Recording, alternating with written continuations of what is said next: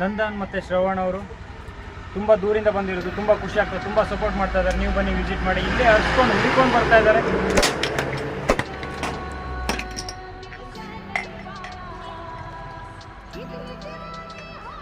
Strawberry ನಿಮ್ಮದು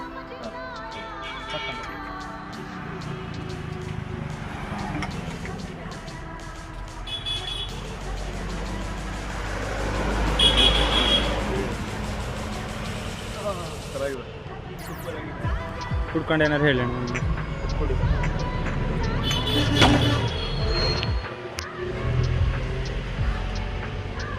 ಇಲ್ಲಿ ಎರಡನೇ ಸತಿ ಬರ್ತಾ ಇರೋದು. ನಾನು ಮತ್ತೆ ನಮ್ಮ ಫ್ರೆಂಡು